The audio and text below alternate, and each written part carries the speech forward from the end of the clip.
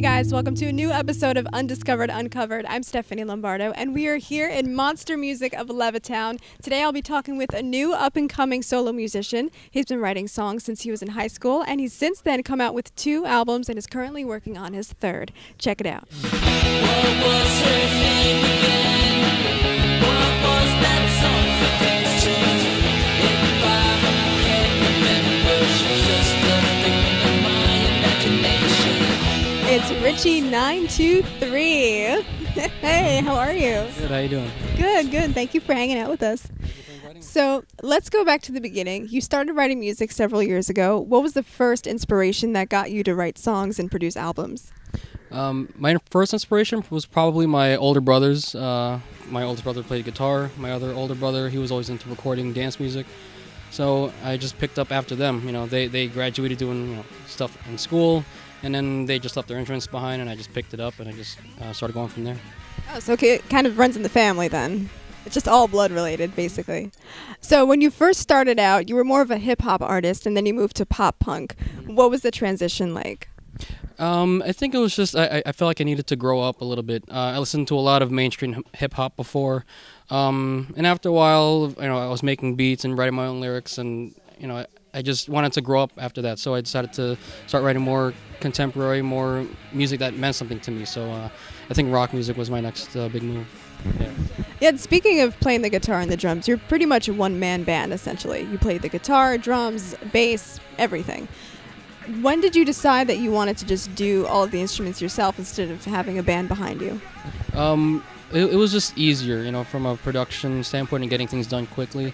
I would try to find band members, and then, it just wouldn't work out after a while. It's just too much work for what I wanted to do. So I figured learning the instruments and learning the recording process by myself, it just came together after that. Oh, very cool. Now, what's also cool is that you produce all of the music videos yourself. You do everything soup to nuts. I don't know how you have time for all of that, but it's really neat.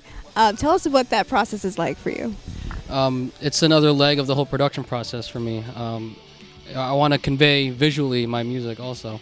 So I try not to be too literal when I'm directing these things. It's basically just a one-man shoot also. I have a camera on a tripod. I have my storyboards mapped out, and I perform each instrument individually just to showcase that I am a one-man band, and edit it together after that. It's a lot of hard work, definitely. Yeah. Now, when you're thinking of the music videos, though, when do you come up with the concept? While you're writing the song, or is it spontaneous? Or the music videos are always an afterthought.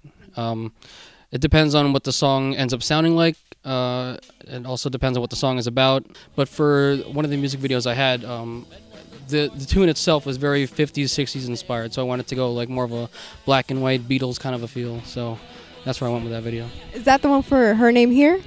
Yeah. That's a really cool one. You play all the instruments with that. So you were telling me that the albums that you produce are very biographical. The first one that you have, Face the Music, and the second one is King Friday. What are the stories that you're trying to portray when you're producing an album? Well, for each album, I want it to be a kind of a coming-of-age tale.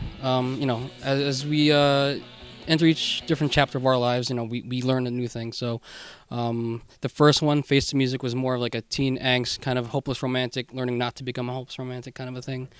And the sequel, King Friday, is more of a kind of taking that out of control and kind of taming the monster that develops if you're a single person and you want to just do everything under the sun, and learning how to control all that too. Yeah.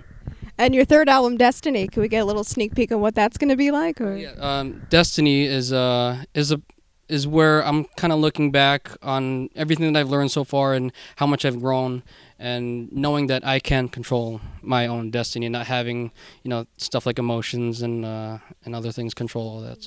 So where can we go to find out more of your music? You can go to Richy923.com. That's Richy with a Y, 923.com. You'll find everything from my Facebook, Twitter, my blog, iTunes Music Store, and YouTube channel. Very cool. And we'll definitely keep an eye out for your new album, Destiny. It should be out very soon. So what are you going to play for us on our way out? This is a new song called At the Bridge from my new album, Destiny.